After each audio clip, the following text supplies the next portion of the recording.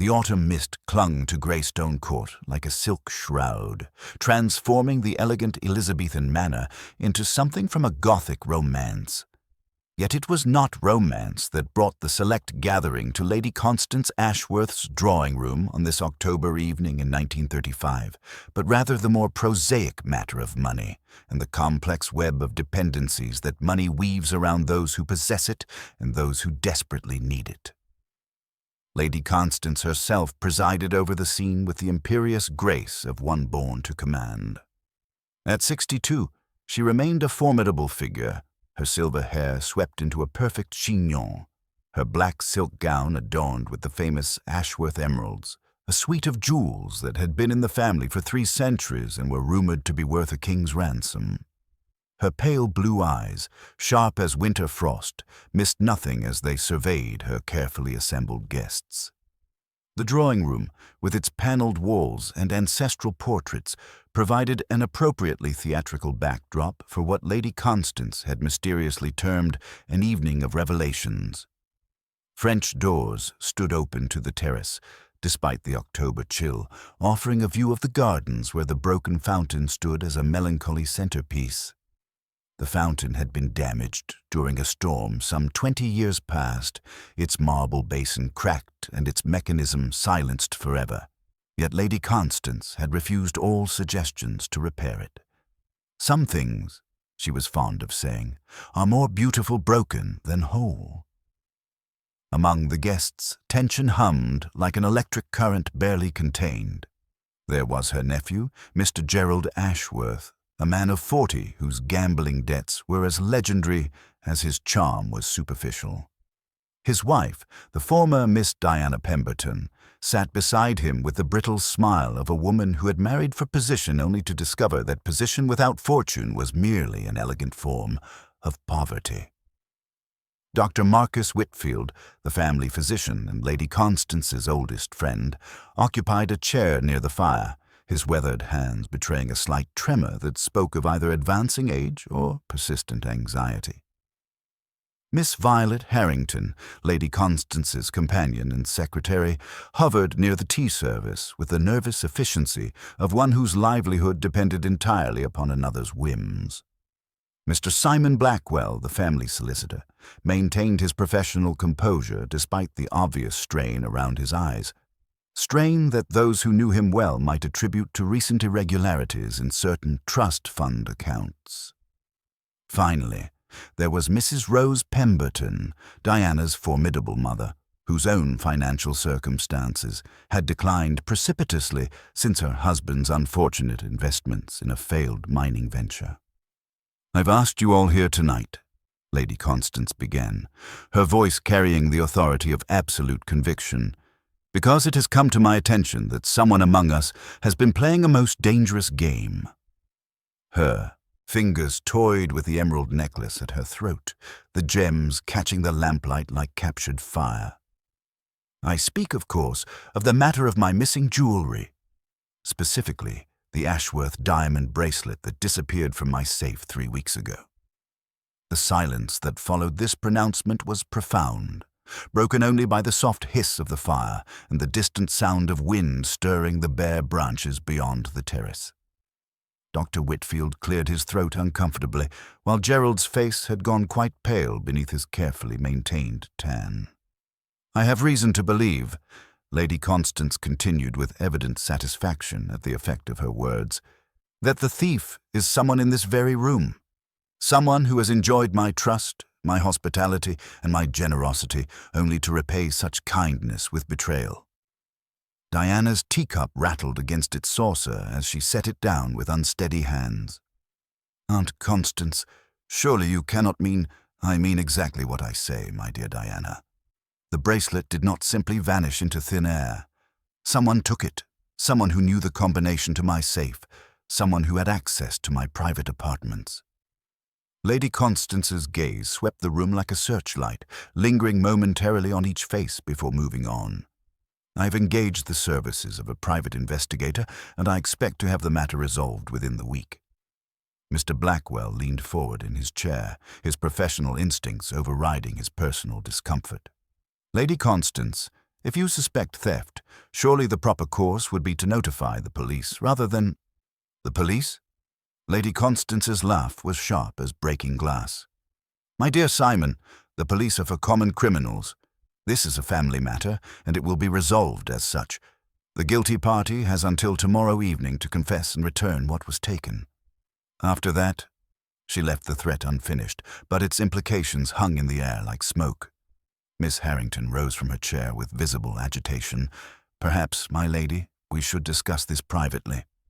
Such accusations are perfectly justified, Violet. Sit down. The command was delivered with such quiet authority that the secretary immediately complied, though her hands trembled as she smoothed her grey wool skirt. It was then that Gerald Ashworth chose to make his fatal mistake. Rising to his feet with the unsteady bravado of a man who had consumed rather more brandy than was wise, he faced his aunt with a mixture of defiance and desperation that was painful to witness. You want the truth, Aunt Constance? Very well, you shall have it. Yes, I took your precious bracelet. I pawned it to pay my debts, and I'm not sorry I did it.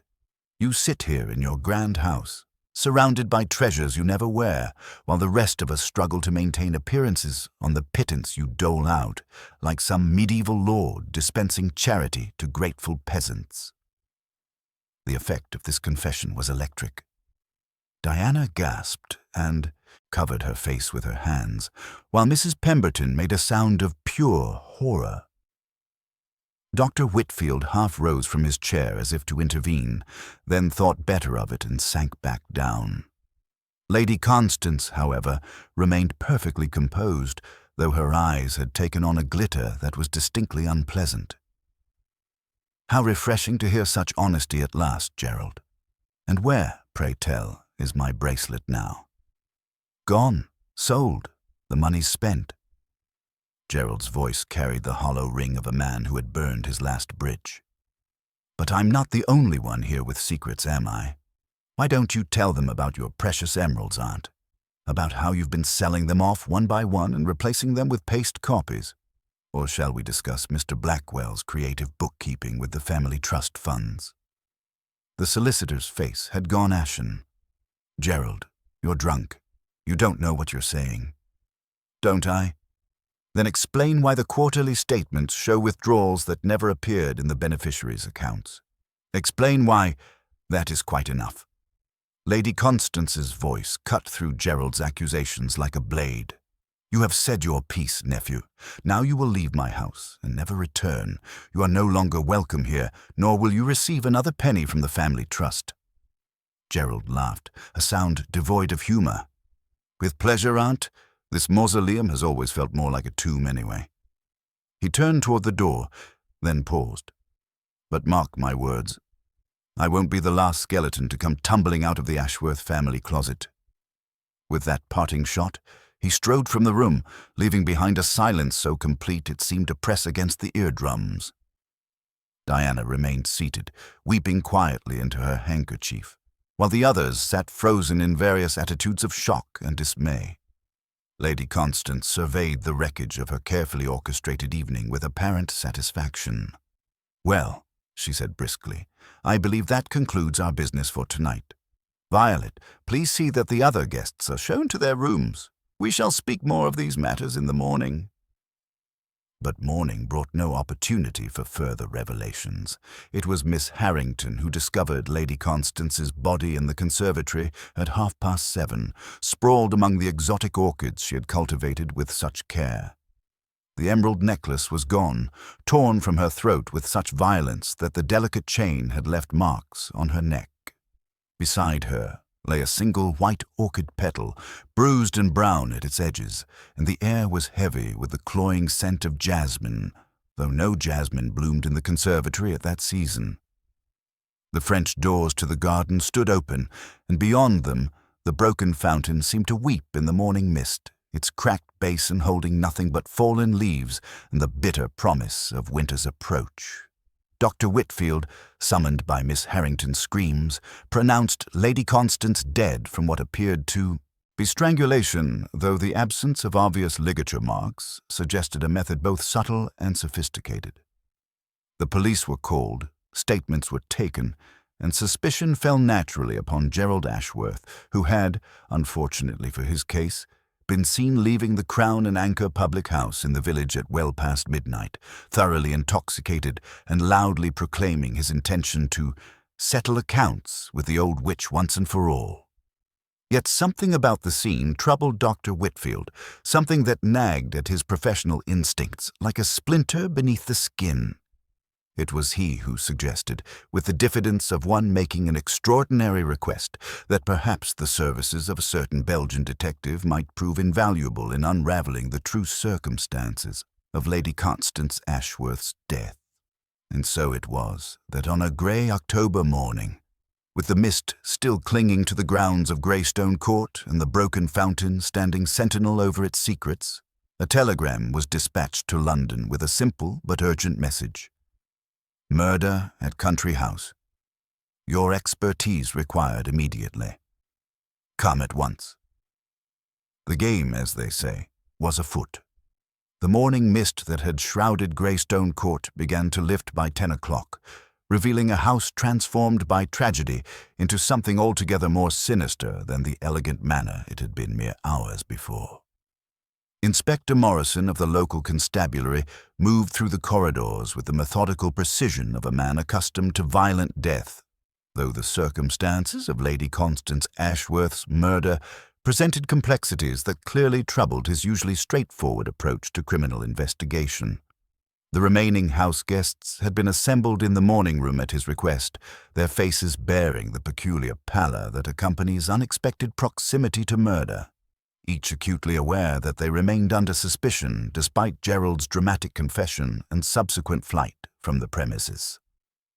Diana Ashworth sat rigidly upright in a wing-back chair, her red-rimmed eyes fixed upon some invisible point in the middle distance, while her hands trembled slightly as she attempted to maintain the composure expected of her station. The realization that she was now, in all likelihood, a widow had not yet fully penetrated her consciousness, though beneath the veneer of shock, something colder occasionally flickered across her features. Perhaps relief, perhaps calculation, perhaps merely the desperate hope that suspicion might somehow pass her by. Her mother, Mrs. Rose Pemberton, maintained a protective vigil beside her daughter, though her usual commanding presence had been somewhat diminished by the night's events. The older woman's own precarious financial circumstances made Lady Constance's death a matter of particular complexity, for while she grieved the loss of a family connection, she could not entirely suppress thoughts of inheritance and the potential salvation it might represent for her struggling household. Dr. Marcus Whitfield occupied his customary position near the fireplace, but his usual calm had been replaced by a restless energy that manifested itself in frequent glances toward the door and an unconscious habit of checking his pocket watch every few minutes. His long association with the Ashworth family had made him privy to secrets that now seemed to weigh heavily upon his conscience, and the slight tremor in his hands had become more pronounced since discovering the body. As Lady Constance's physician for over 2 decades, he possessed intimate knowledge of her declining health, information she had insisted remained strictly confidential, and the increasingly complex medications she required. His own financial security, while not precarious, had been inextricably linked to Lady Constance's continued patronage, leaving him in an uncertain position both professionally and personally. Miss Violet Harrington hovered near the tea service with the mechanical efficiency of one who finds comfort in familiar routines, though her movements betrayed a nervous energy that spoke of barely contained anxiety. Her loyalty to Lady Constance had been absolute, bordering on devotion, yet there was a subtle undercurrent of resentment in her hurried gestures, a lifetime of suppressed desires and unacknowledged sacrifices for her demanding employer. She had been the first to discover the horror in the conservatory, and the image of Lady Constance sprawled among the orchids continued to haunt her with vivid persistence. More troubling still was a small detail she had observed at the scene, a deviation from Lady Constance's meticulous habits that seemed insignificant amidst the enormity of the crime, yet nagged at her consciousness with increasing insistence. Mr. Simon Blackwell had positioned himself strategically near the writing desk, his briefcase open before him and various legal documents spread across its surface in what appeared to be a deliberate display of professional competence.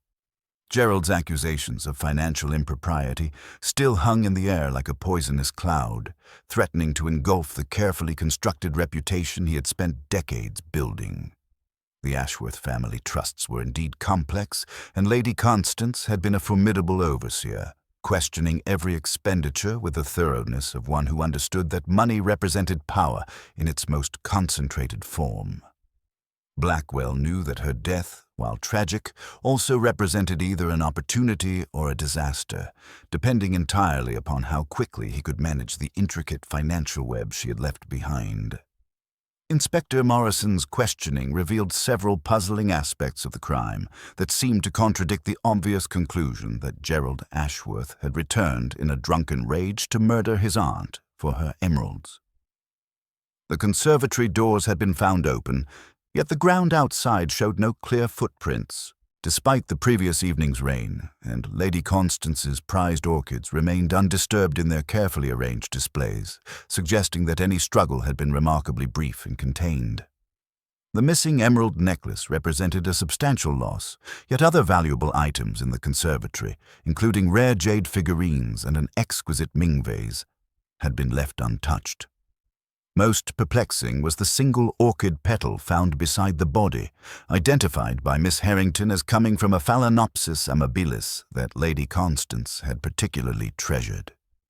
Each witness provided slightly different accounts of their movements during the crucial hours, creating a timeline that remained frustratingly vague.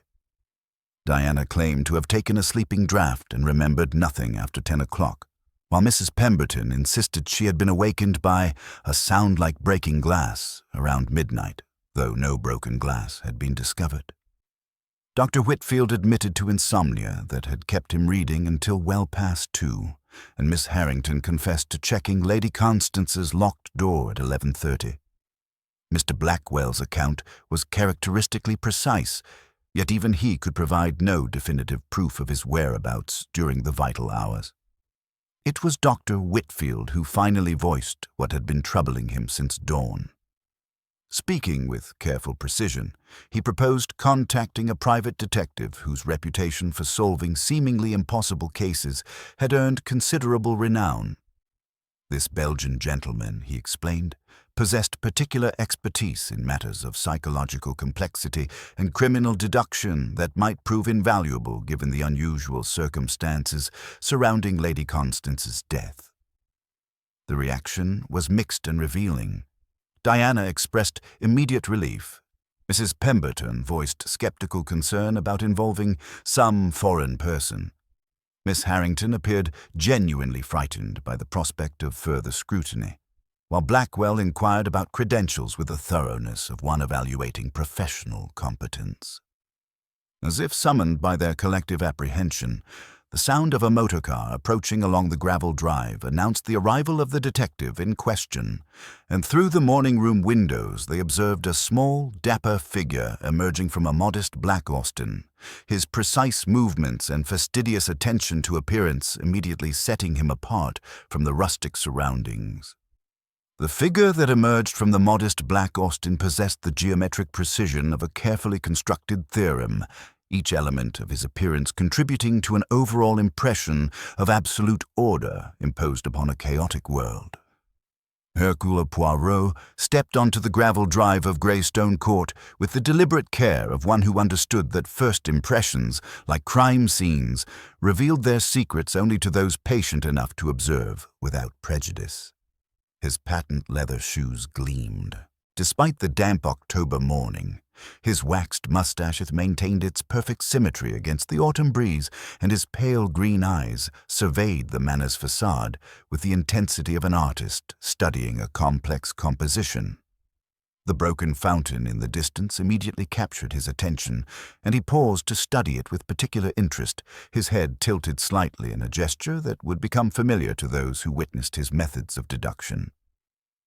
Inspector Morrison emerged from the house to greet the Belgian detective with a mixture of professional courtesy and barely concealed skepticism, for while Poirot's reputation had preceded him to this remote corner of England, his unconventional appearance and foreign mannerisms often created doubt among those accustomed to more traditional approaches to criminal investigation.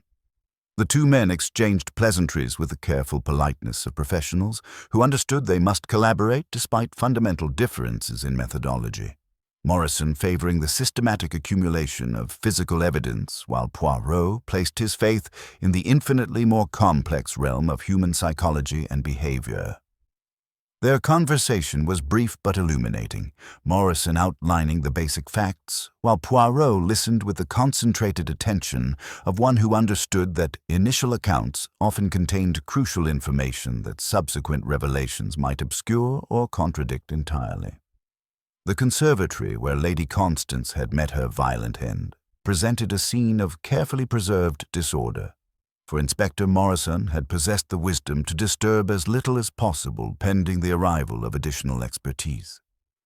Poirot moved through the humid space with the delicate precision of a dancer navigating a stage filled with invisible obstacles, his small hands clasped behind his back as he absorbed every detail through senses trained to detect the subtle discrepancies that revealed truth beneath carefully constructed appearances.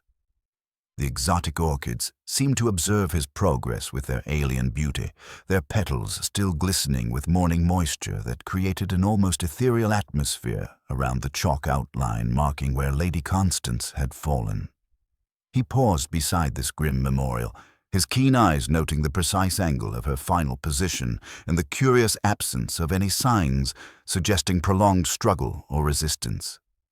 The missing emerald necklace represented an obvious motive for murder, yet something in the calculated nature of its removal troubled Poirot's analytical mind. For common thieves motivated by simple greed rarely possessed the knowledge necessary to remove such valuable jewelry without causing additional trauma to their victims. The single orchid petal beside the body drew his particular attention, and he produced a small magnifying glass from his waistcoat pocket to examine it with scientific thoroughness. The petal's deliberately bruised edges suggested intentional crushing rather than natural falling. Yet the parent plant showed no signs of disturbance, creating a puzzle that would require considerable contemplation to resolve satisfactorily.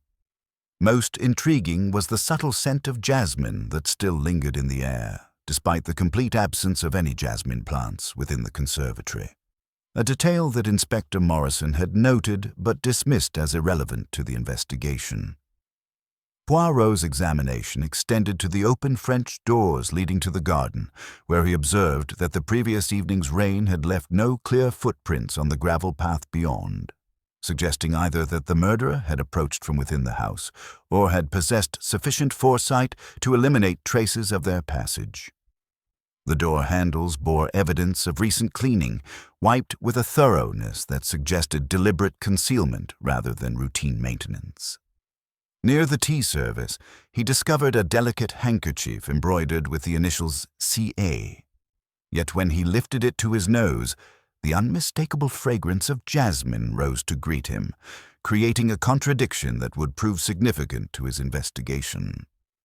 When Poirot finally consented to meet the assembled suspects, he did so with the ceremonial gravity of a conductor about to lead a symphony of human revelation, his manner simultaneously courteous and penetrating as he studied each face with the intensity of an artist evaluating a complex masterpiece. Diana Ashworth's grief appeared genuine beneath her carefully maintained composure, yet subtle currents of emotion suggested relief mingling with sorrow, while her mother's protective hovering revealed a woman calculating probabilities with the desperate precision of one whose financial survival depended upon favorable outcomes. Dr. Whitfield's medical training had taught him to observe human suffering with professional detachment, yet his obvious discomfort suggested knowledge that extended far beyond his official role as family physician. Miss Harrington's devotion to her deceased employer manifested itself in almost palpable anguish, yet Poirot detected beneath her grief a subtle undercurrent of liberation, as if Lady Constance's death had removed constraints that had long chafed against her natural inclinations and desires. Mr. Blackwell's legal training served him well in maintaining professional composure, yet his careful positioning near his briefcase and the defensive arrangement of documents suggested a man preparing for siege rather than merely conducting routine business affairs.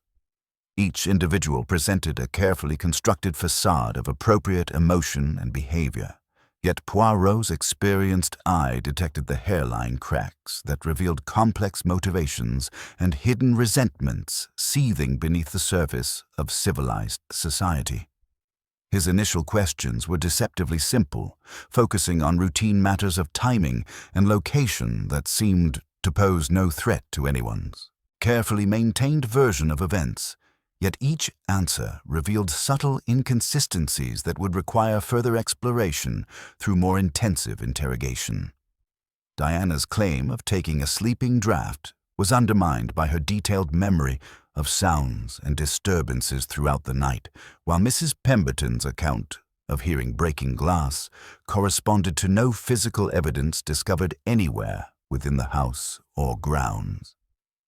Dr. Whitfield's convenient insomnia provided excellent cover for nocturnal movements, yet his precise knowledge of Lady Constance's evening routines suggested observation that extended beyond casual acquaintance with her habits and preferences.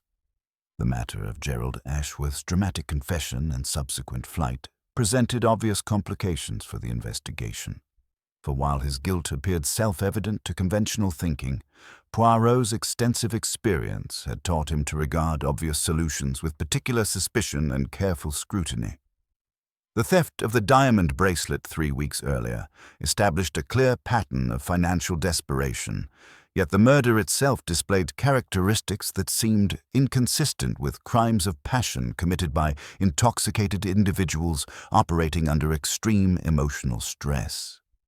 The careful removal of the emerald necklace suggested premeditation and specialized knowledge that contradicted Gerald's apparent state of mind during his final, explosive confrontation with his aunt. As the morning progressed and Poirot's gentle but persistent questioning continued, subtle tensions began to emerge among the assembled suspects, each becoming increasingly aware that their carefully constructed alibis contained vulnerabilities that might prove fatal under sustained analytical scrutiny. The Belgian detective's method resembled water gradually wearing away stone through patient persistence, revealing truth not through dramatic confrontation, but through the systematic accumulation of small inconsistencies that would eventually coalesce into undeniable revelation. His small notebook filled steadily with observations that seemed trivial when considered individually, yet formed patterns of profound significance when viewed collectively, creating an intricate web of evidence that would eventually ensnare the guilty party within their own contradictions and carefully constructed deceptions. The afternoon light filtered through the mullioned windows of Lady Constance's private study as Hercule Poirot arranged his interviews with methodical precision, understanding that truth emerged most readily when suspects were isolated from the protective dynamics of group interaction. He had requested that Inspector Morrison remain available but not present, preferring to conduct his psychological excavations without the intimidating presence of official authority that might cause witnesses to retreat behind carefully constructed defenses. The study itself seemed to retain its deceased owner's formidable presence through its perfectly ordered correspondence, leather-bound volumes arranged with geometric precision, and the lingering scent of lavender writing paper that had been Lady Constance's preferred stationery for decades of imperious correspondence. Diana Ashworth entered first, her black mourning dress emphasizing the pallor that shock and grief had brought to her once vibrant complexion, though Poirot's trained eye detected subtle signs that suggested her emotional state was more complex than simple bereavement. She repeated her account of retiring immediately after Gerald's dramatic departure, claiming to have taken a substantial dose of chloral hydrate to ensure peaceful sleep despite the evening's traumatic events. Yet as she spoke, contradictions emerged like cracks in carefully applied paint. for her detailed recollection of sounds throughout the night suggested consciousness that extended far beyond what such powerful medication should have permitted. She remembered the grandfather clock chiming midnight, the distant sound of a door closing, and even the peculiar quality of silence that had settled over the house in the early morning hour. When Poirot inquired about her intimate knowledge of Lady Constance's evening routines, Diana's response revealed familiarity that spoke of careful observation rather than casual awareness, particularly her detailed understanding of her aunt's habit of visiting the conservatory late at night to tend her beloved orchids whenever emotional stress disturbed her equilibrium. Mrs. Rose Pemberton followed with the bearing of one accustomed to command, though her aristocratic composure could not entirely conceal the desperation that reduced circumstances had forced upon her proud nature. Her account of being awakened by sounds resembling breaking glass around midnight remained vivid and specific, yet no physical evidence supported this claim anywhere within the house or grounds. She spoke of Gerald with carefully modulated disapproval, describing him as weak rather than evil, lacking the courage for either heroism or deliberate murder. Yet her eagerness to establish his guilt seemed almost theatrical in its intensity. Poirot noted how her gaze consistently avoided direct eye contact when discussing financial matters, and her defensive posture when he delicately probed the extent of her dependence upon Lady Constance's sporadic generosity for basic survival. Dr. Marcus Whitfield presented perhaps the most complex psychological portrait, his professional demeanor unable to entirely mask the guilt that seemed to weigh heavily upon his conscience. His medical expertise had made him privy to Lady Constance's declining health, including a progressive heart condition that she had insisted remain absolutely confidential, creating vulnerabilities that knowledgeable hands might exploit with devastating effectiveness. His account of sleepless hours spent reading provided excellent cover for nocturnal movements, yet his precise recollection of specific passages struck Poirot as suspiciously detailed for someone genuinely absorbed in literature. The doctor's hands trembled more noticeably when discussing Lady Constance's medications, particularly when Poirot inquired about substances that might interact dangerously with her prescribed treatments or create symptoms resembling natural cardiac episodes. Miss Violet Harrington's interview revealed depths of resentment carefully concealed beneath years of devoted service, her mousy exterior successfully hiding passionate emotions that rigid self-control had forced into dangerous suppression.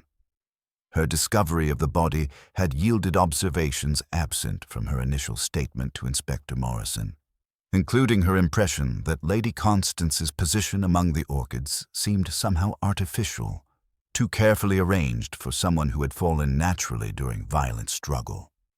The missing emerald necklace had been removed with surgical precision that seemed inconsistent with theft, motivated by desperate greed, and her beloved Phalaenopsis amabilis showed signs of deliberate disturbance despite the general order maintained throughout the conservatory.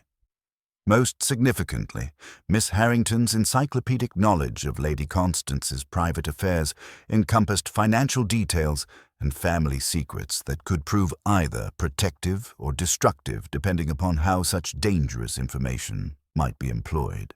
Mr. Simon Blackwell maintained professional composure while defending his financial management against Gerald's accusations, though his obvious anxiety suggested awareness that his position remained precarious regardless of who ultimately proved guilty. The Ashworth family trusts were indeed complex instruments that provided considerable latitude for creative interpretation, and Lady Constance's demands for higher returns had led to investments that skirted prudent boundaries. Most intriguingly, he revealed that Lady Constance had been contemplating significant alterations to her will, changes that would trigger substantial redistributions of family wealth depending upon timing and circumstances. Gerald's dramatic confession and subsequent flight had created legal complications that might invalidate certain provisions, potentially redirecting inheritances in ways that could prove highly advantageous for other beneficiaries.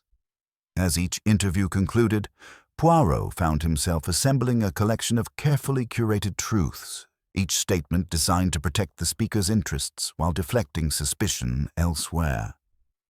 The jasmine scent mystery deepened with each conversation, for none of the suspects could explain its presence in a conservatory that contained no jasmine plants. Yet several had noticed its unusual intensity during the crucial hours. Gerald's convenient confession appeared increasingly suspect as psychological profiles emerged that suggested motivations far more complex than simple, drunken revenge, creating patterns of deception that would require considerable analysis to untangle completely. The machinery of justice appeared to turn with satisfying precision as Inspector Morrison returned to Greystone Court the following afternoon, his weathered face bearing the unmistakable expression of a professional who had witnessed the successful resolution of what had initially seemed an impossibly complex investigation. The evidence against Gerald Ashworth had accumulated with mathematical certainty throughout the day, each new discovery adding weight to what appeared an unshakable conclusion of guilt that satisfied both logic and the public's desire for swift retribution against those who violated the sacred bonds of family trust. Gerald's capture had been facilitated by his own reckless behavior and the methodical efficiency of modern police work, for he had been apprehended at the railway station in the neighboring county while attempting to board the London Express in a state of obvious intoxication and emotional distress.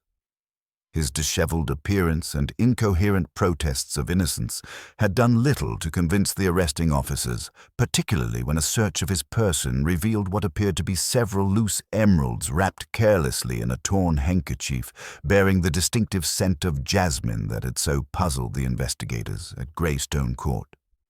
The physical evidence discovered in Gerald's modest lodgings above the fishing tackle shop provided what Inspector Morrison considered definitive proof of guilt, creating a narrative so complete that even the most skeptical observer would find it difficult to dispute.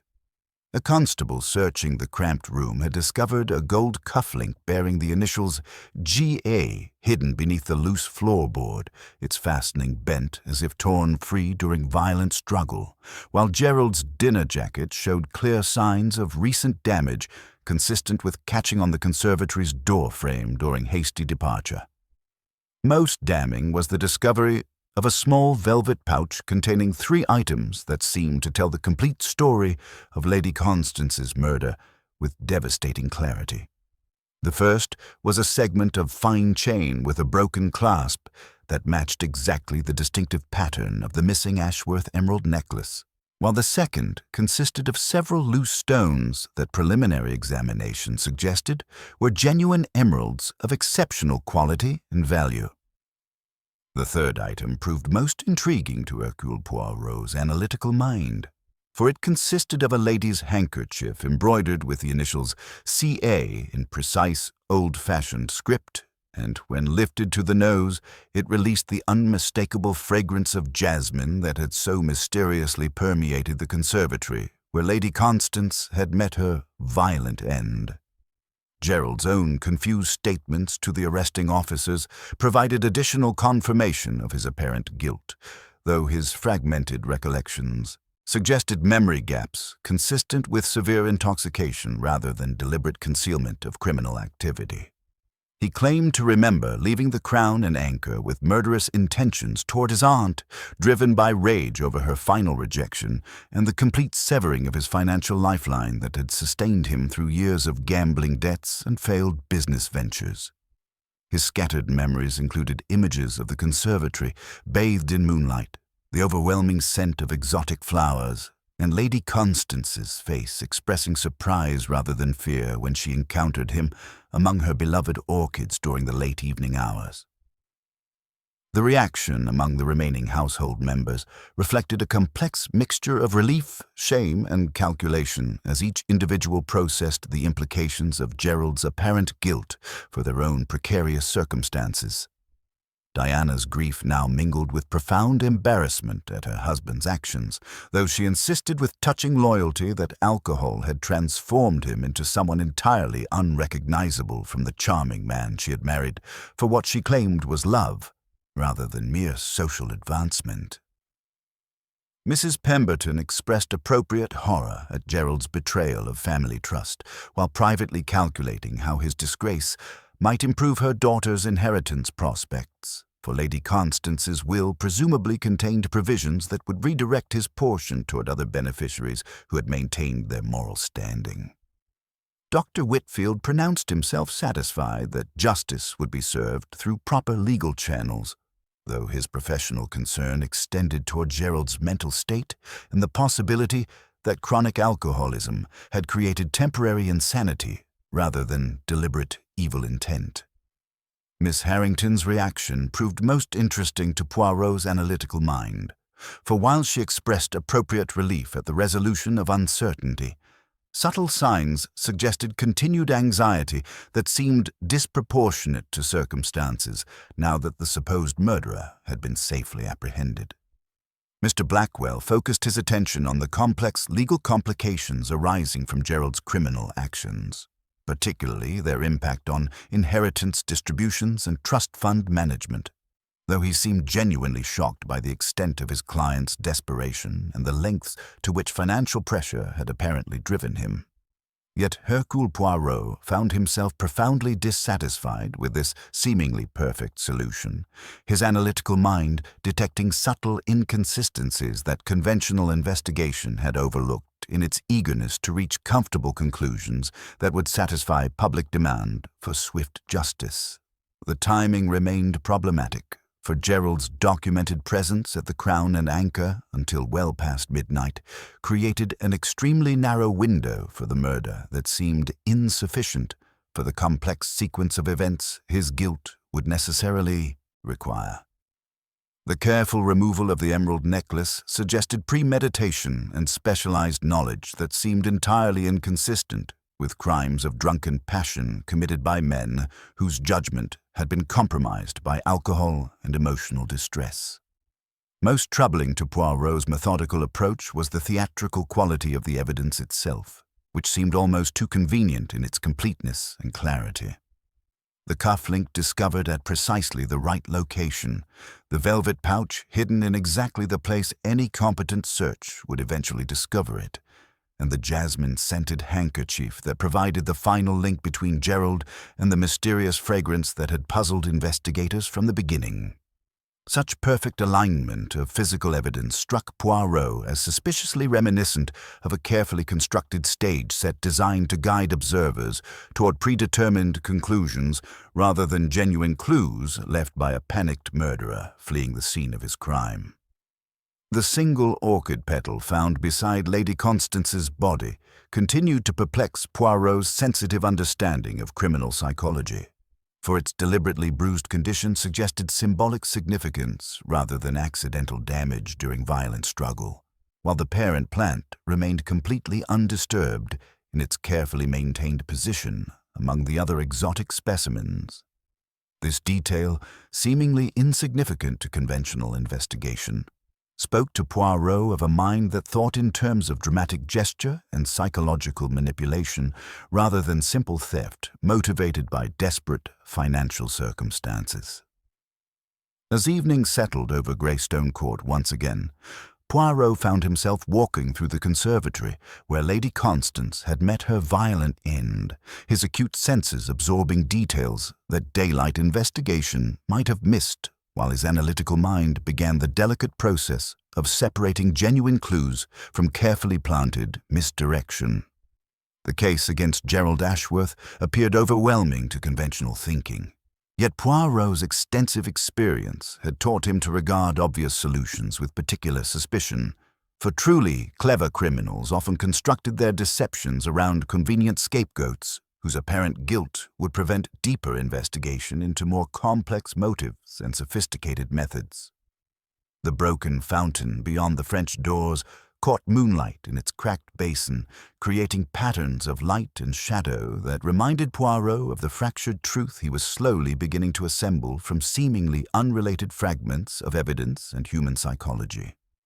Tomorrow, he decided, he would begin the delicate process of challenging this too-perfect solution, not through direct confrontation that might alert the real culprit to his suspicions, but through the subtle art of psychological pressure that would eventually force the guilty party to reveal themselves through their own desperate attempts to maintain their carefully constructed deception.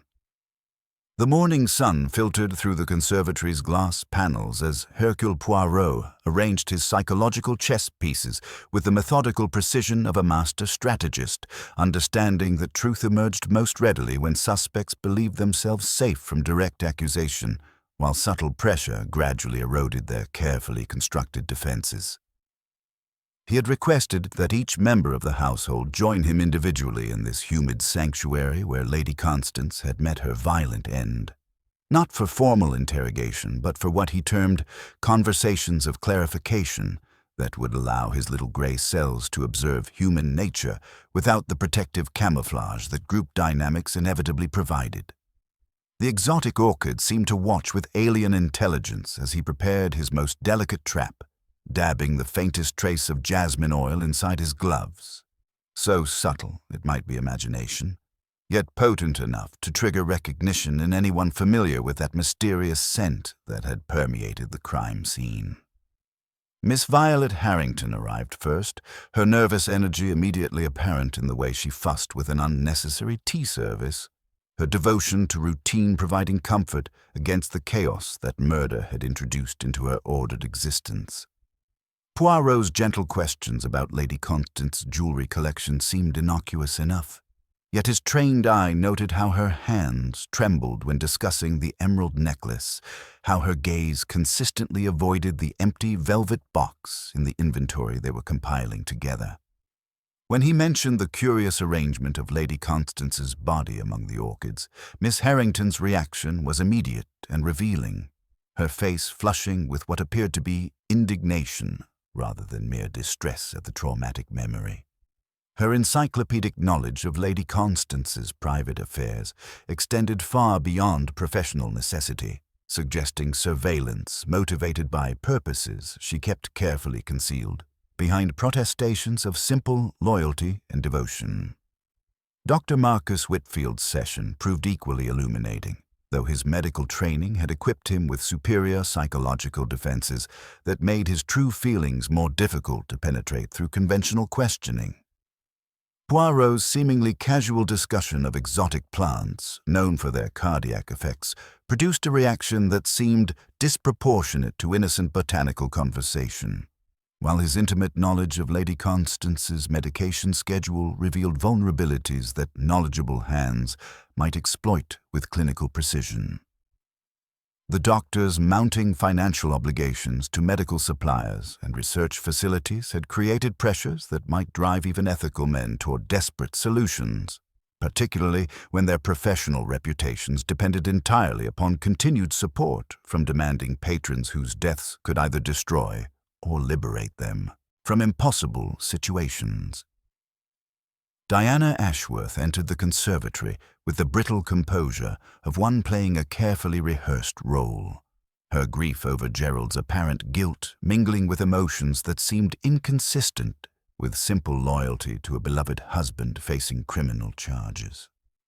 Poirot's gentle sympathy for her predicament gradually revealed detailed knowledge of Lady Constance's private habits that extended far beyond casual family familiarity. Suggesting observation motivated by calculations, she kept hidden behind appropriate expressions of shock and sorrow.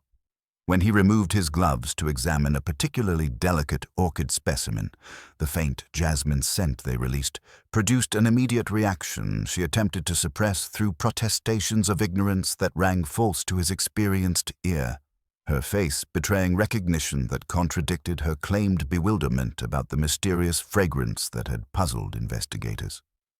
Mr. Simon Blackwell maintained his professional composure while defending his financial management against lingering suspicions, yet his obvious relief that Gerald's confession had deflected attention from certain irregularities in trust fund administration revealed motivations that extended beyond simple legal representation. Lady Constance's proposed will changes would have triggered comprehensive audits of all family financial arrangements, examinations that might reveal years of creative bookkeeping that skirted ethical boundaries while remaining technically legal under existing regulations. The timing of her death had been remarkably convenient for preserving existing arrangements that had benefited his own circumstances through complex fee structures and investment commissions that would not survive intensive scrutiny from regulatory authorities. Mrs. Rose Pemberton's aristocratic bearing could not entirely conceal the desperation that reduced circumstances had forced upon her proud nature. Her financial dependence upon Lady Constance's sporadic generosity, having created resentments carefully hidden beneath appropriate expressions of gratitude and family loyalty.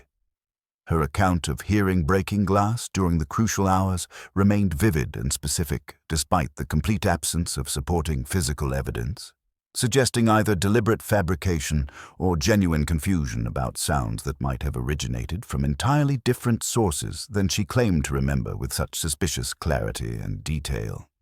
As each conversation concluded, Poirot found himself assembling a complex portrait of human motivations that extended far beyond Gerald's convenient guilt, creating patterns of deception and misdirection that suggested a mind of considerable sophistication operating behind the obvious solution that had satisfied conventional investigation. The theatrical quality of the evidence against Gerald continued to trouble his analytical approach, for truly clever criminals often constructed their deceptions around convenient scapegoats whose apparent guilt would prevent deeper investigation into more complex motives and sophisticated methods of murder that required intimate knowledge of victims' vulnerabilities and habits. The Jasmine mystery deepened with each encounter, for while none of the suspects could explain its presence in a conservatory containing no jasmine plants, several had noticed its unusual intensity during the crucial hours, and their reactions to his subtle test suggested familiarity they were desperate to conceal. The single bruised orchid petal found beside Lady Constance's body spoke to Poirot of symbolic significance rather than accidental damage during violent struggle, suggesting a mind that thought in terms of dramatic gesture and psychological manipulation rather than simple theft motivated by desperate financial circumstances that had supposedly driven Gerald to murder his aunt for her emeralds.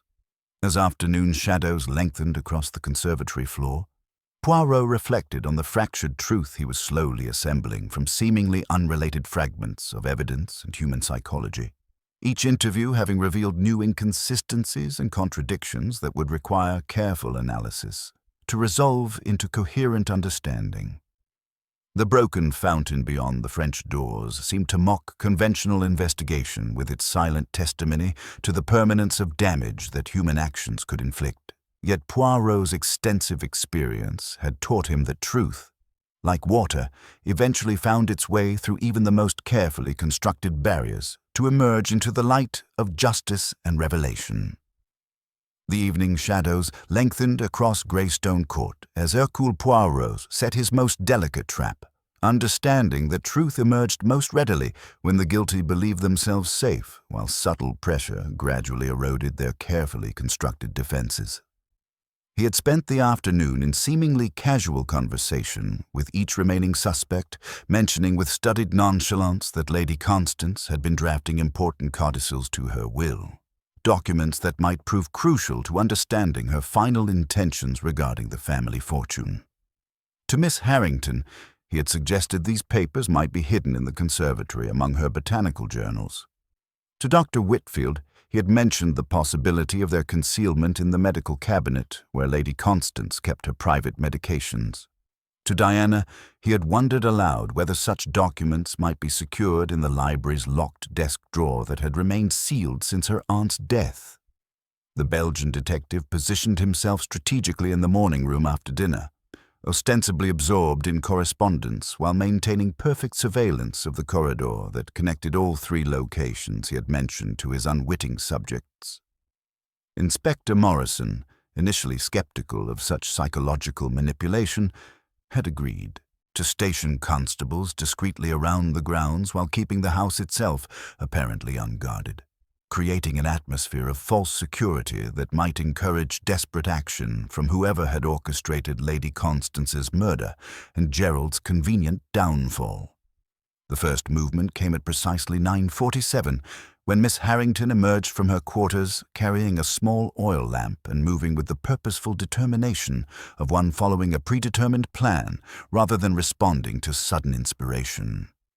Poirot observed her progress toward the conservatory with professional interest, noting how her usual nervous energy had been replaced by focused intensity that spoke of long suppressed emotions finally finding expression through decisive action.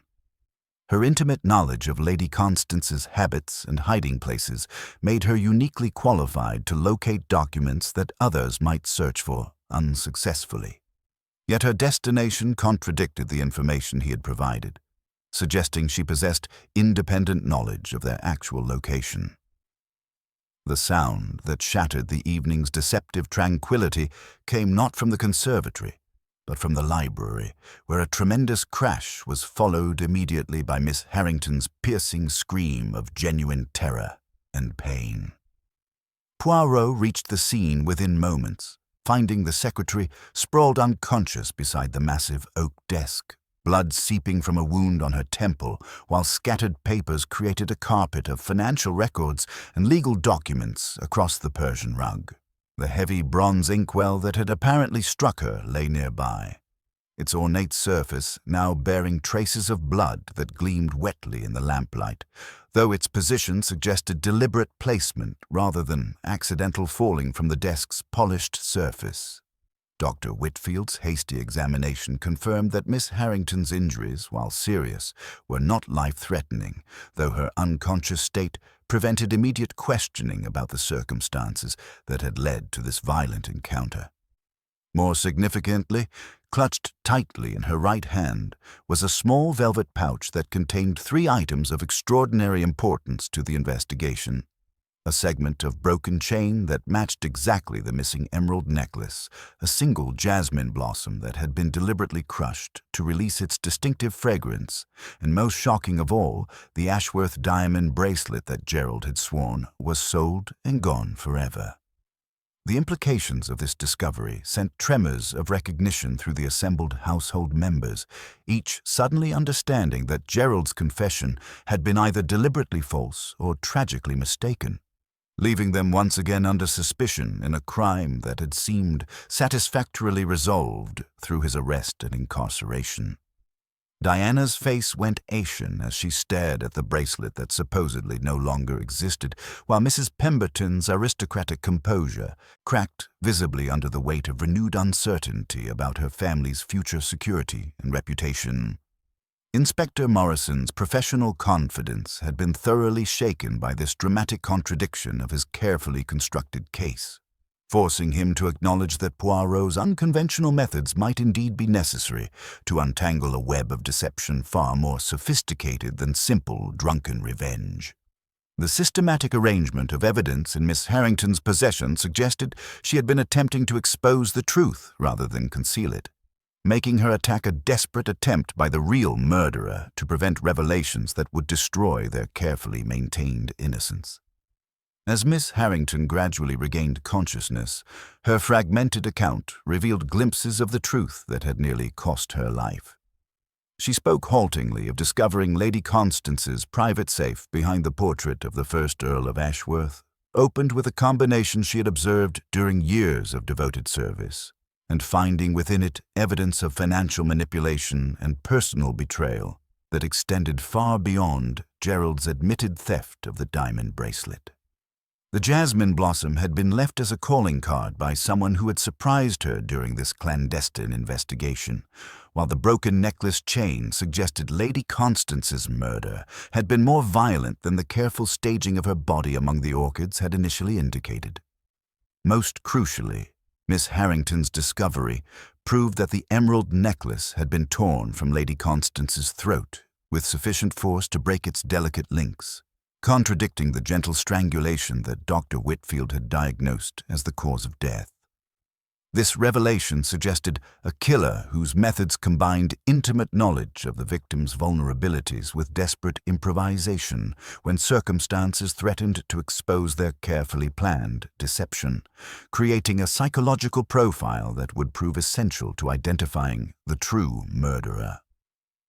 Poirot absorbed these revelations with the satisfaction of one whose theoretical constructions had been validated by practical experience, understanding that Miss Harrington's near-fatal investigation had provided the final pieces necessary to complete his reconstruction of Lady Constance's murder.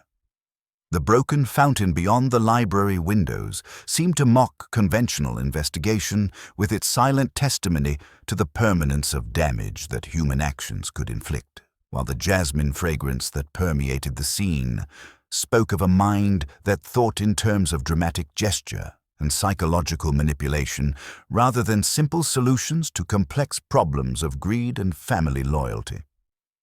Tomorrow, he decided, would bring the final gathering where truth would emerge through the systematic destruction of carefully maintained lies, though tonight's violence had proven that the real killer possessed both the desperation and the capability to strike again when their survival depended upon maintaining the deception that had successfully framed an innocent man for crimes they had committed with cold-blooded calculation and theatrical flair. The morning light filtering through the conservatory's glass panels revealed details that had remained hidden beneath the chaos of discovery and the convenient satisfaction of Gerald's apparent guilt, as Hercule Poirot moved through the humid sanctuary with the methodical precision of a surgeon examining a patient whose symptoms had been misdiagnosed by less experienced practitioners. His pale green eyes absorbed every nuance of the crime scene with renewed intensity, understanding that truth often whispered its secrets through the smallest inconsistencies that conventional investigation dismissed as irrelevant to the larger narrative of obvious guilt and dramatic confession. The broken fountain beyond the French doors drew his attention with magnetic persistence, its cracked marble basin holding more than rainwater and fallen leaves beneath the morning's pale illumination. Poirot knelt beside the melancholy structure, his trained senses detecting the faint shimmer of oil upon the water's surface, creating iridescent patterns that spoke of recent disturbance by human hands, seeking to cleanse themselves of evidence that could prove fatal to carefully maintained innocence. When he cupped the water and brought it closer to his aquiline nose, the unmistakable fragrance of jasmine rose to greet him, confirming his growing suspicion that the mysterious scent had been deliberately introduced to create false trails and psychological confusion among those investigating Lady Constance's violent death. The conservatory itself yielded additional secrets when examined with the patience that genuine detection required, particularly the potting bench where Lady Constance had cultivated her beloved orchids with the same meticulous attention she had devoted to managing family finances and personal relationships. A faint arc of disturbed dust revealed where a terracotta pot had been lifted and returned slightly askew, while a single fiber caught on a nearby thorn glowed pale against the exotic foliage, suggesting the presence of someone wearing light-colored clothing during the crucial hours when murder had been committed and evidence carefully arranged to support predetermined conclusions.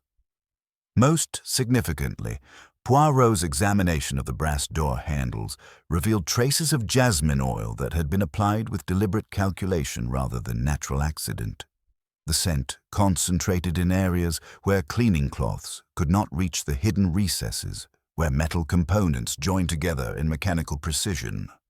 This discovery confirmed his growing understanding that the jasmine fragrance represented not coincidence but careful planning by someone who understood the psychological impact of mysterious scents upon investigators seeking rational explanations for seemingly impossible crimes.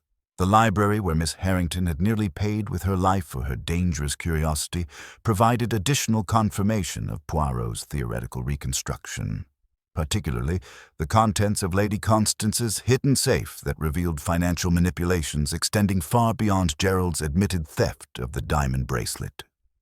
The document spoke of trust fund irregularities, jewelry sales and substitutions, and most intriguingly, substantial payments to a London establishment specializing in exotic perfumes and rare botanical extracts that seemed entirely inconsistent with Lady Constance's known preferences, but perfectly consistent with someone planning elaborate deception requiring distinctive scents and aromatic misdirection. The emerald necklace's broken chain told its own story when examined under magnification, revealing two distinct repair marks that indicated recent professional attention from a jeweler whose work could be traced through distinctive filing patterns and soldering techniques. This discovery proved that someone had possessed the necklace long enough to arrange repairs while maintaining the fiction of its presence in Lady Constance's jewelry collection, creating opportunities for substitution and manipulation that would prove crucial to understanding the killer's sophisticated methods of operation. Dr. Whitfield's medical records, obtained through Inspector Morrison's official channels, revealed Lady Constance's increasing dependence upon heart medications that required careful monitoring to prevent dangerous interactions with other substances, creating vulnerabilities that knowledgeable hands might exploit with clinical precision. The combination of digitalis for her cardiac condition and the jasmine oil's potential to mask other chemical odors suggested a killer with both medical knowledge and access to pharmaceutical substances that could prove fatal when administered in sufficient quantities through methods that would leave minimal trace evidence for conventional investigation to discover. The diamond bracelet's miraculous reappearance in Miss Harrington's possession represented the killer's most audacious gambit, simultaneously exonerating Gerald while demonstrating the theatrical nature of a criminal mind that delighted in psychological manipulation and dramatic gestures designed to confuse investigation while providing personal satisfaction through the demonstration of superior intelligence and planning capabilities.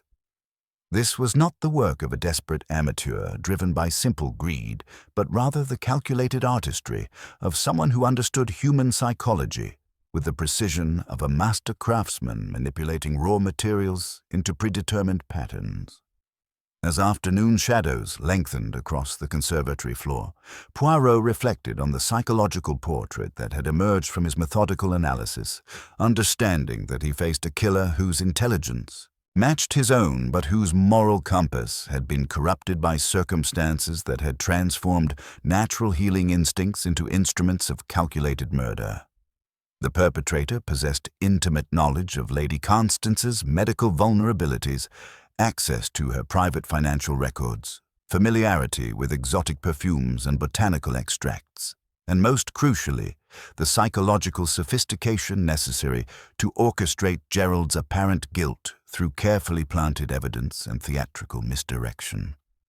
The detail that spoke most eloquently was not any single piece of physical evidence, but rather the pattern of meticulous planning that connected jasmine oil to fountain water, broken necklace chains to recent jewelry repairs, and medical knowledge to financial manipulation, creating a web of circumstantial proof that would prove devastating when revealed during the final confrontation that Poirot was now prepared to orchestrate. Tomorrow would bring the gathering where truth would emerge through the systematic destruction of carefully maintained lies. Though tonight's discoveries had confirmed that the real killer possessed both the desperation and the sophisticated knowledge necessary to attempt even more drastic measures if their survival depended upon maintaining the elaborate deception that had successfully framed an innocent man for crimes they had committed with the cold precision of a surgeon removing what they considered a malignant growth from the body of their own carefully constructed existence. The drawing room at Greystone Court had been transformed into a theatre of justice as Hercule Poirot arranged the remaining suspects with geometric precision, understanding that truth emerged most powerfully when delivered with both dramatic impact and irrefutable logic. The afternoon light streaming through tall windows cast long shadows across the Persian carpet, while Inspector Morrison positioned himself near the door with the solid presence of official authority. His earlier confidence in Gerald's guilt now thoroughly shaken by Miss Harrington's near-fatal discovery and the emergence of evidence that contradicted every assumption upon which conventional investigation had been constructed. Miss Harrington sat with her head still bandaged from the previous evening's violent encounter, her pale face bearing the haunted expression of one who had glimpsed dangerous truth, while Diana Ashworth maintained her widow's composure with visible effort that suggested emotions far more complex than simple grief. Mrs. Rose Pemberton's aristocratic bearing could not entirely conceal the calculating desperation that reduced circumstances had forced upon her proud nature, while Mr. Simon Blackwell arranged his legal documents with meticulous care, understanding that revelations might emerge threatening carefully constructed financial arrangements. Dr. Marcus Whitfield occupied his customary position near the fireplace, his professional demeanor masking anxiety that seemed disproportionate to circumstances now that the supposed killer had been safely apprehended. Poirot began his exposition with characteristic precision, his accented English carrying the authority of absolute certainty as he systematically dismantled the obvious solution that had satisfied conventional thinking.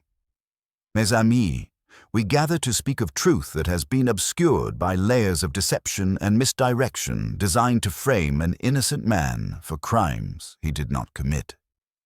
The theft of the diamond bracelet 3 weeks earlier was indeed committed by Gerald, yet this desperate act provided perfect cover for someone whose own criminal activities required a convenient scapegoat to deflect attention from more sophisticated methods of murder. The Jasmine mystery that had puzzled investigators from the beginning revealed itself as the killer's most audacious gambit, a psychological manipulation designed to create false trails while providing personal satisfaction through theatrical flair. The exotic fragrance was deliberately introduced through jasmine oil applied to door handles and fountain water, where the murderer attempted to cleanse away evidence, creating an aromatic signature that spoke of a mind delighting in complexity rather than simple solutions. Yet there are no jasmine plants at Greystone Court, mes amis. This scent was imported, purchased from a London establishment specializing in exotic perfumes, paid for in a manner designed to conceal the true consumer's identity. Lady Constance's murder had been accomplished through methods combining medical knowledge with psychological manipulation, her increasing dependence upon heart medications creating vulnerabilities that knowledgeable hands could exploit with clinical precision.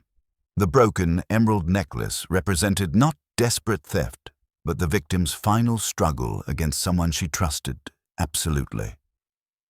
When examined under magnification, the chain revealed recent professional repair work, distinctive filing patterns, and soldering techniques that could be traced to a specific London jeweler whose records showed payment by one Dr. Marcus Whitfield for emergency work on an emerald necklace matching the Ashworth family's famous suite. The evidence against Gerald had been planted with theatrical precision that should have aroused suspicion, each item discovered at exactly the right location to support predetermined conclusions. The diamond bracelet's miraculous reappearance in Miss Harrington's possession proved not her guilt but her bravery in attempting to expose truth. Gerald had indeed pawned a bracelet, but not Lady Constance's genuine piece. He pawned a carefully crafted replica, provided by someone who knew of his desperation and wished to establish a pattern of theft that would serve as motive for murder. As Poirot's exposition continued, subtle reactions among his audience revealed the psychological pressure that truth exerted upon carefully maintained lies. The single orchid petal found beside Lady Constance's body was not accidentally dropped, but deliberately placed, a cruel flourish by someone who understood her deepest affections and used them against her.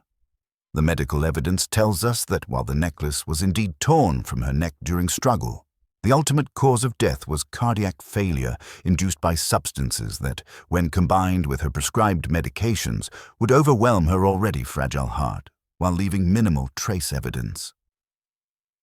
The motive that had driven this respected physician to murder his oldest friend revealed itself through financial records telling a story of mounting desperation carefully concealed beneath professional respectability.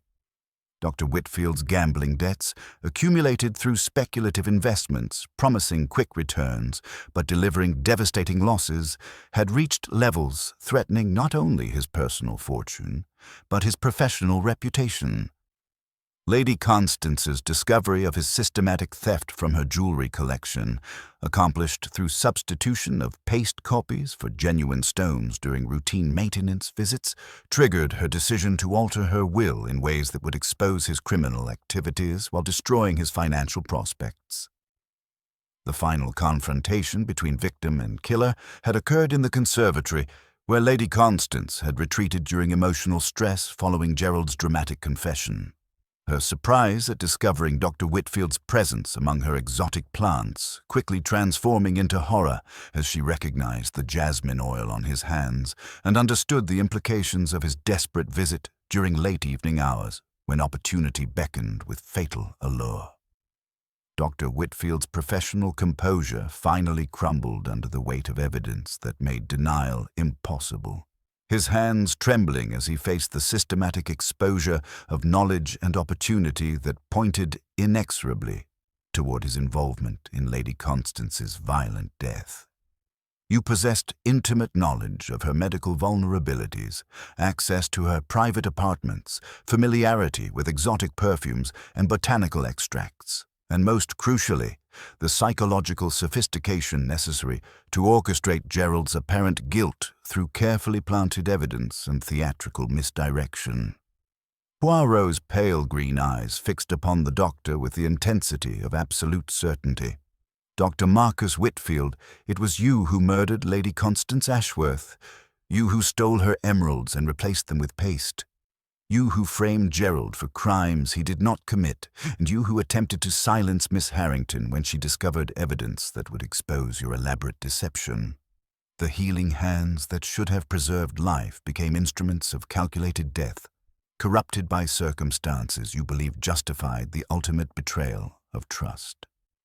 The silence that followed Poirot's accusation stretched across the drawing room like a taut wire, broken only by the soft hiss of the fire and the distant sound of autumn wind stirring the bare branches beyond the tall windows. Dr. Marcus Whitfield remained motionless in his chair, his weathered hands gripping the leather armrests with such force that his knuckles had turned white as bone, while his face underwent a transformation from professional composure to something altogether more primitive and dangerous. The mask of respectability that had served him for decades began to slip, revealing beneath it the desperate calculation of a man who had crossed moral boundaries from which there could be no return to innocence or redemption. For a long moment, the only sound was the grandfather clock's steady ticking, each second marking the inexorable approach of justice that no amount of medical expertise or theatrical misdirection could forestall. Then Dr. Whitfield did something that spoke more eloquently than any protest of innocence might have done. He closed his eyes and pressed his trembling fingers against his eyelids, as if trying to ward off a dazzling light that had suddenly illuminated the darkest corners of his carefully constructed deception. "You speak with great confidence, Monsieur Poirot," Dr. Whitfield said finally, his voice carrying the strained quality of one maintaining control through supreme effort of will. "Yet confidence is not proof, and accusations without evidence are merely the fantasies of an overactive imagination. I have served this family faithfully for 23 years, attending Lady Constance through illness and health, earning her trust through devoted service that speaks for itself more eloquently than your theatrical reconstructions." Poirot regarded the doctor with the patient intensity of a chess master who had anticipated every possible defensive move. "Ah, but evidence exists in abundance, mon ami, though it required the proper perspective to interpret its significance. The London jeweller's records show not only the repair work on the emerald necklace, but also your purchase of jasmine oil from the establishment next door, both transactions occurring on the same afternoon when you claimed to be attending medical conferences. Your gambling debts, accumulated through speculation in South African mining shares, had reached catastrophic proportions that threatened not only bankruptcy, but professional disgrace. The psychological pressure that Poirot's methodical exposition created began to manifest itself in subtle physical reactions that spoke more eloquently than words. Dr. Whitfield's breathing had become shallow and rapid, while perspiration beaded on his forehead despite the October chill that pervaded the drawing room. His hands, which had once moved with surgical precision, now trembled with increasing violence as the full implications of exposure settled upon his consciousness. Miss Harrington, despite her injuries, found her voice with remarkable clarity. "I discovered the paste copies in your medical bag when I searched for smelling salts after Lady Constance's collapse 3 weeks ago. The emeralds were perfectly crafted, but the weight was wrong, and the color lacked the depth of genuine stones." I said nothing because I couldn't believe that someone we trusted could betray her so completely. But when the diamond bracelet disappeared and Gerald was blamed, I began to understand the pattern of deception that had been carefully constructed around our family's misfortunes. Diana's composure finally cracked entirely as the full implications of Gerald's innocence penetrated her consciousness. "You let my husband confess to theft he didn't commit, allowed him to believe himself guilty of crimes that would destroy his life and reputation, while you sat in judgment dispensing wisdom about the consequences of weakness and desperation. How could you maintain such pretense while knowing the truth that could have saved him?" The final collapse of Dr. Whitfield's elaborate deception came not through dramatic protestation, but through the gradual dissolution of will that accompanies the recognition of inevitable defeat.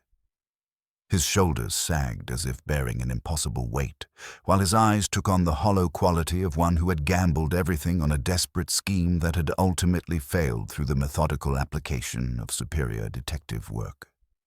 "She was going to destroy me," he said finally, his voice barely above a whisper, the professional cadence replaced by weary intimacy that belonged less to the drawing room than to a confessional.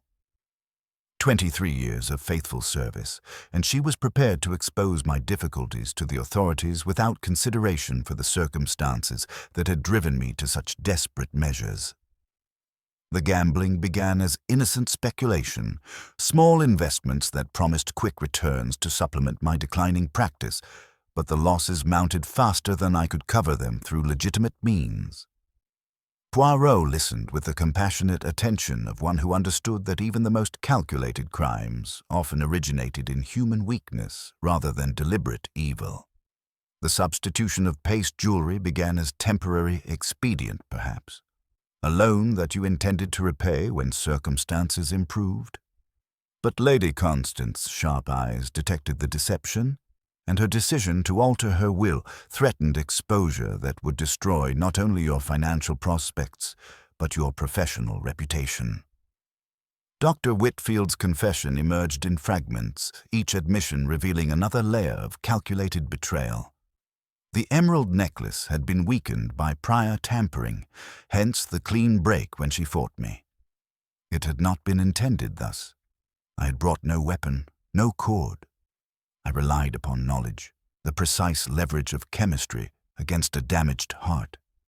The digitoxin, disguised among her tinctures as an adjunct to steady the nerves, had been increased, gradually over weeks.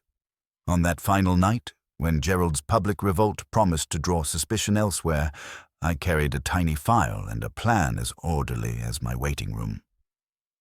The method of murder revealed itself with clinical precision that chilled the assembled listeners.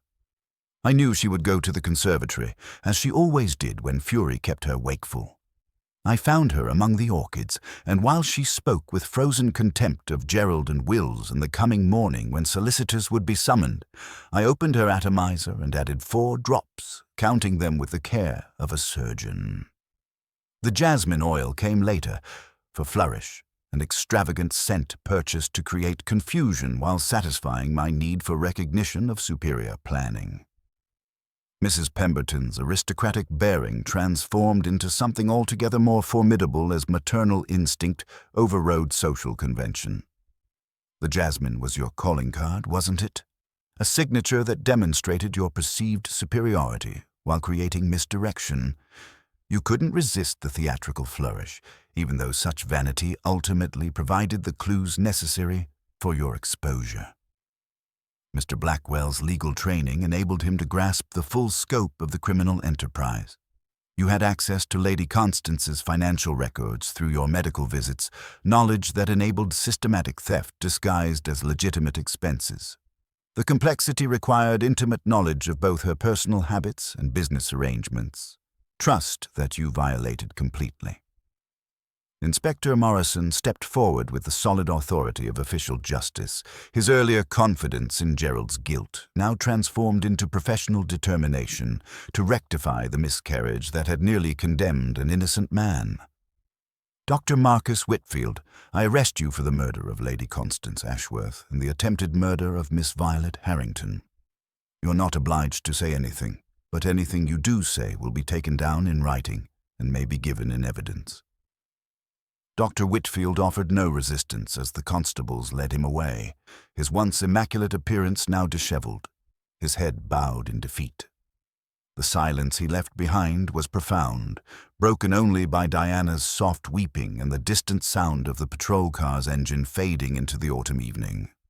The broken fountain beyond the French doors seemed to mock human pretensions with its silent testimony to the permanence of damage that desperate actions could inflict, while the exotic orchids continued their alien observation of human folly and the tragic consequences that flowed from betrayed trust. As the drawing-room emptied and justice took its inevitable course, Poirot reflected on the complex psychology that could transform natural healing instincts into instruments of calculated death. The greatest tragedies, he understood, often arose not from evil intent, but from good men pushed beyond their moral boundaries by circumstances that seemed to offer no alternative to desperate action and theatrical deception. 23 years of faithful service had been erased by a single night of calculated murder, transforming a respected physician into a common criminal whose sophisticated methods could not ultimately conceal the primitive desperation that had driven him to destroy the woman who had trusted him with her life and her secrets.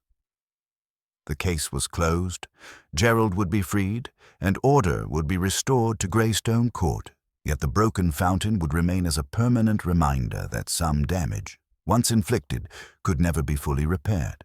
Only acknowledged, understood, and perhaps in time, forgiven by those with the wisdom to recognize that human nature contained both the capacity for great healing and great harm, often dwelling side by side in the same troubled heart.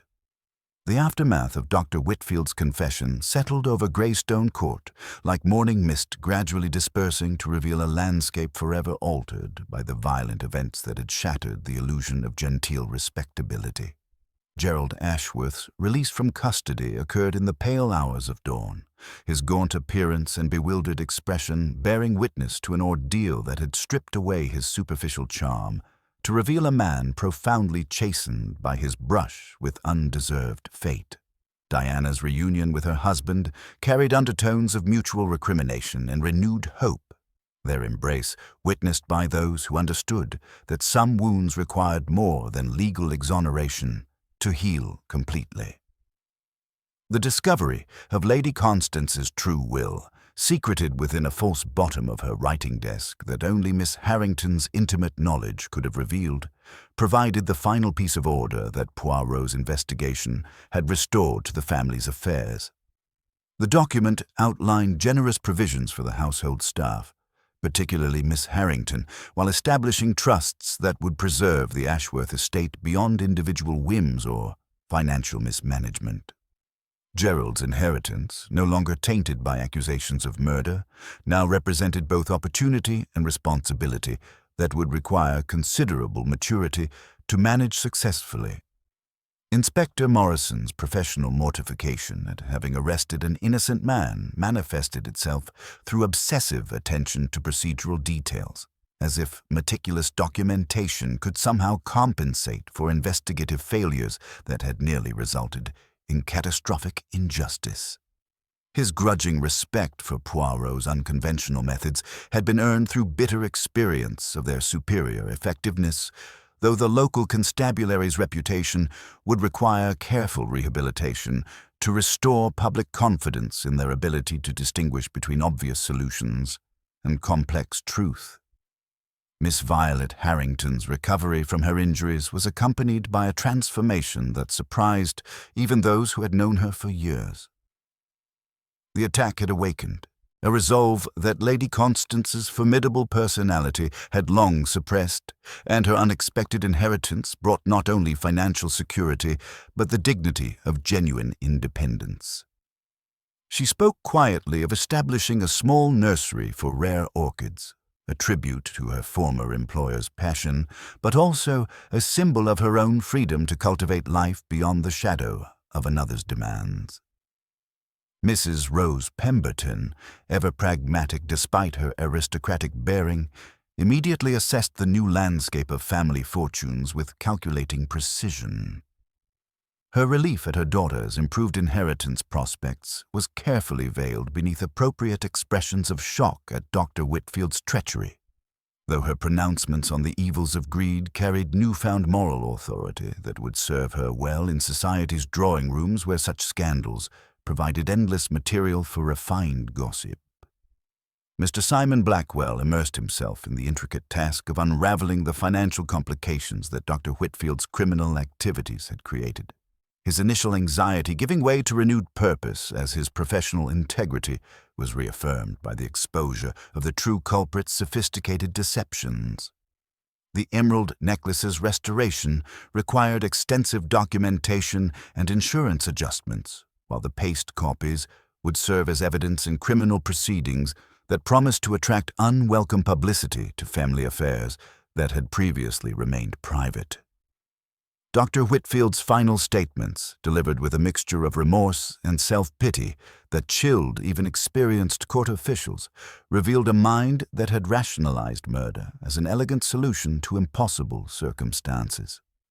He spoke of Lady Constance as an unyielding tyrant whose death was inevitable, clinging to the belief that he had been the architect of a flawless crime undone only by the unexpected intervention of a foreign detective with an unnatural obsession for order and detail. His medical bag, once a symbol of healing and professional dedication, now served as silent testimony to the profound betrayal of trust that had transformed a respected physician into a calculating killer. The legal proceedings that followed moved with merciful efficiency through the established machinery of English justice. At the inquest, Inspector Morrison spoke plainly while the coroner, hearing Poirot's patient narrative of jasmine oil and digitoxin and chains repaired with telltale precision, returned a verdict that sent the case forward to the assizes.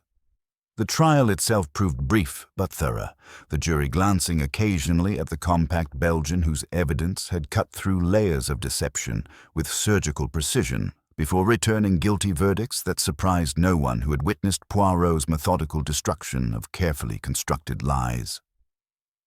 Gerald's psychological recovery required more than simple legal vindication, for his genuine guilt regarding the diamond bracelet theft had created self-doubt that Dr. Whitfield's manipulation had exploited with clinical calculation. The realization that his confession had been orchestrated through psychological pressure provided some comfort, yet the underlying desperation that had driven him to steal from his aunt remained a source of personal anguish that would require considerable effort to overcome through changed behavior and renewed moral commitment. As winter approached Greystone Court, the household settled into new routines that reflected both the restoration of order and the permanent changes that tragedy had wrought upon their lives. The broken fountain beyond the conservatory windows continued its silent testimony to the permanence of certain forms of damage, its cracked marble basin serving as an appropriate metaphor for relationships and trust that had been fractured by betrayal and violence. Lady Constance's decision to preserve the fountain in its damaged state rather than attempting repair now seemed prophetic, for some wounds could never be fully healed, but only acknowledged as permanent reminders of life's fundamental fragility. Hercule Poirot's departure from Greystone Court occurred with characteristic precision, his small figure disappearing into the morning mist as the household began the delicate work of rebuilding lives and relationships around the restored foundation of truth. His satisfaction at achieving justice was tempered by understanding of the human cost that such crimes exacted upon everyone connected to their perpetration, creating wounds that would heal slowly and incompletely, despite the restoration of legal order.